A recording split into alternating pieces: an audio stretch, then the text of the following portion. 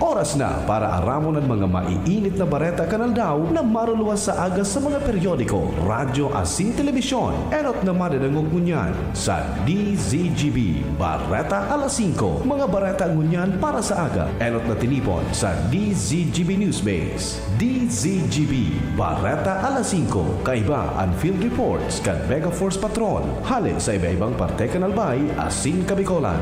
Ngunyan, uya ang sa idong tagapagbareta.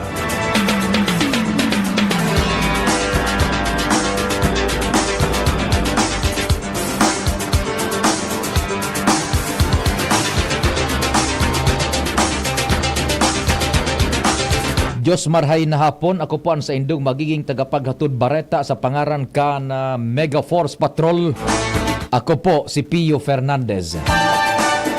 Inutuntaan despatsos kan mga bareta sa lado lokal. Nasa linya si Chief Jimmy Nasalita. Chief Jim, marhay na hapon. Please go ahead. Muklat naan kay sipan kan SK Federation President Digdi Sawa sa persona ni Kyle Escalada konsayin haros sa panduang regular na sesyon na pinagatindiran niya sa Sangguniang Bayan kan UAS Aminado si official Kyle Escalada bilang baguhan nasa pag-adjust pa siya nasa pag-observe mo na siya kan mga pasistema kan sa iyang mga pagriba, alagad sa isip niya bilang representante kan SK sa Sangguniang Bayan, may mga plano programa naman siyang preparadong gibuhon sa mga maabot na aldaw. Primero, ang motivasyon sa mga jóvenes na pakarayon ang pag-eskwela, pandua, aram kan kabus, ang proliferasyon, manugod sa droga, dapat igwang serye ni na mga paseminar ang pulis kontra droga kung saan makikipag-coordinar siya sa UAS PNP may kinaraman sa kolaborasyon kan SK laban sa droga. Sunod, gender sensitivity dahil madiskriminaar ang LGBT kabataan, PWD, mental health asin iba pa. Haros nakakamada na ang sayang mga plano ang pagbusol ni na ordinansa asin resolution ang aadala na lang niya kung paano ang mga iniilalatag sa plenaryo. Alagad positibo ang tindog ni SK Federation President Kyle Escalada na magigibo niya ang mga plano niya na ini para sa intereses na matabangan ang mga kaubinisan digdi sa UAS Albay. Makipag-coordinate po ako digdi sa tuyang PNP na mag-conduct po mga seminars para maiwasan gan sa tuyong mga kabataan na magtana-tana pagkakano bawal na droga. Tapos dahil lang po sa droga ang sa tuyong magiging mga seminars, kundi pati na rin sa gender sensitivity, mental health, para po arugaan sa LGBT, ganyan, maiwasan na po ang discrimination. Tapos po yung tawang kumambok i-priority sa mga PWD na hindi na ma-feel na garo na left alone sinda. SK Federation President ka na UAS Kyle Escalada. Jimmy Nasalita, DCGB News. Thank you so much, Chief Jimmy. Mientras tanto, dagdag pang baretang lokal, nasa linya si Joshua Bino. Joshua, marhay na hapon. Go ahead. Maliwanag, maugma, magayagaya. Iyan ang magiging tema kan Daraga Albay sa pagselebrar kan paabot niya na Pasko ating bagong taon. Sa presenteng ini, labo-labo na ang mga miyembros kan Daraga Municipal Engineering Office at iba pang mga departments para maipreparar ining Ninoy Aquino Park sa Daraga na iyo ang magiging sentro kan atraksyon o tigapod na o apo doon na Christmas Village. Disyembre 1, Biyernes, alas 5:30 ang hapon, nakatalaan ang formal lighting ceremony kay ning giant Christmas tree na sigun kay Municipal Engineer Fiel Montaliana, nasa 11 metros ang langkaw. Kasabay naman ining formal opening kan Daraga Christmas Village. Kung matatandaan, haloy ng pinag-close road, ining porsyon kan na T-Perez Street, partikular ining sa may hampangan kan na munisipyo. Tadigdi ilalatag itong Christmas Village, mapwesto ang mga food stalls asin iba pang mga turtindahan o mga tiyangge. Katakod kini yaon ang imbitasyon kan lokal na gobyerno sa mga Daragenyos na gustong mag-atendir kan nasabing programa. Disyembre 1, alas 5:30 ang hapon. Joshua Pino, PCGB. Thank you so much, Joshua. Mientras tanto, Nasa linya man si Ans Galero para sa dagdag pang baretang lokal. Ans, good afternoon. Go ahead. 35 ang total na bilang kan mga gun ban violators manungod sa o kaya may koneksyon sa nakaaging eleksyon digdi sa Kabikolan. Ini ang kinumpirmar kan PNP Bicol sa pangenot ni Police Brigadier General West Raimundo Obingke kung sain ang may pinakadakol na nakuhaanin badil o kaya konsideradong mga armas. Iyon sa Masbate na uminabot sa 36, 14 sa Camarines Sur, 7 sa Albay, 6 sa Camarines Norte, 3 sa Catanduanes, asin sa Roman sa Sorsogon. Sa o kaya manugod man sa mga iba-iba pang kagamitan na nakakagadan o kaya delikado 23 man ang nakumpiskar kan mga miyembros kan kapulisan. Sigun sa PNP Bicol, saro ini sa patunay na talagang sinda desidido na mapahampang sa magkakanigong disposisyon o kaya kaso ang si Isay man na nagbabayolar sa saindang mga regulasyones lalo na ining kanakalihis pa sa naman na BSKE 2023 elections.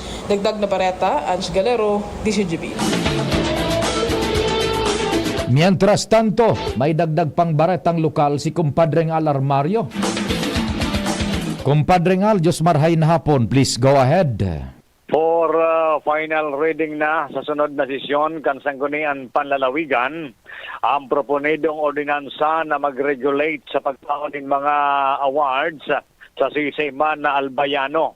Tigbusol ini ni Board Member Attorney Melissa Badesa Armedilla bilang Chair Committee on Laws sa kasunod kan obserbasyon man ni Board Member Dante Arandia na haros mana may awardee na pig-recognize kan sanggunian panlalawigan. Mga honorary students, mga nakakapasar sa bar, PRC, mga nanggagana sa sports, mga mathematical contest, asin kung ano-ano pang award, nagari na minsan graduation and session. Sa pigbubusol na ordinansa, mabilog ni screening committee para adalan mo nanin maray bago i-recognisar kan sanggunian panlalawigan. Alarmario, DCGB. Thank you so much, Kumpadreng Al. Ngunyan sa detalyes kan bareta sa lado nasyonal, biyahing Dubai sa aga si Presidente Ferdinand Marcos Jr. tanganing mag-atindir sa 28th Conference of the Parties to the United Nations Framework Convention on Climate Change. Ang pagsabay para sa event na inapod na Conference of Parties na naunambitan kan Presidente kasunod kan ginibong ceremonial turnover of People's Survival Fund sa Malacanang kung saan 541 milyones de pesos ang ipinagtagamang pundo para sa climate adaptation projects kan mga benepisyaryong lokal na gobyerno. Sigun kay PBBM, gagamito niyang oportunidad ang Convention on Climate Change para ipangapudan na sa pangkinaaban na komunidad ang promesang may kinaaraman sa pagtagama nin pondo para sa climate change. Sinabi pa kang Presidente na sa ibungkan kaipuhan na gibuhon sa Pilipinas manungod sa pagbabago kan klima, dapat man ang magsabay sa pagtabang sa mga pobreng miyembro kan komunidad na apektado kan climate change. Sa katakod na bareta, formal nang ipigpresentar ni Presidente Ferdinand Marcos Jr. ang People's Survival Fund resolutions na nag-aprobar sa 541 milyones de pesos para sa climate adaptation projects kan mga benepisyaryong lokal na gobyerno.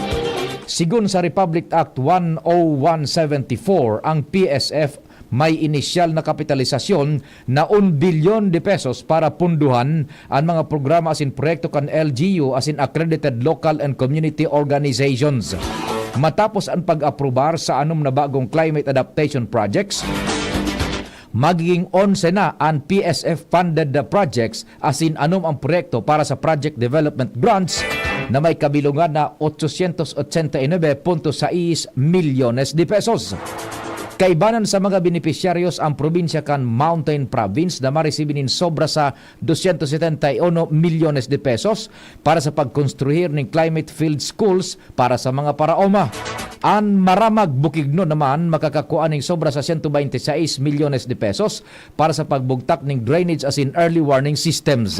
Kasabay ang Borongan City Eastern Samar na maresibiman nin 118 milyones de pesos para sa pagbugtak ng embankment infrastructure as in reforestation para sa flood control kan Luom River. Para sa Kabagan Isabela, natatawan ng sobra sa 21 milyones de pesos para man sa irrigation project. Maging ang Katanawan Quezon, nasa 264 milyones man para sa mangrove rehabilitation projects. Maabot naman sa 2 milyones de pesos ang maresibi kan Bezao Mountain Province para sa water harvesting structures project. Bareta sa ibang nasyon.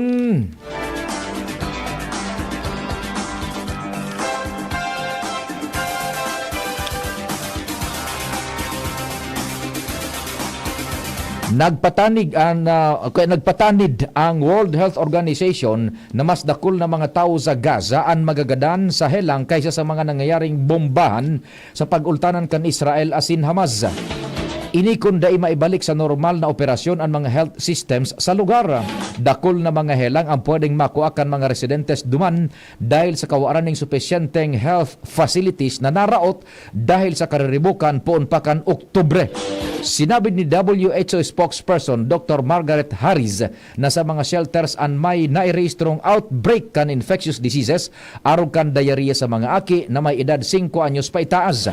Base sa pagkalkulo kan United Nations na presente, may 5 ospital na sana sa Northern Gaza ang mantinidong operational.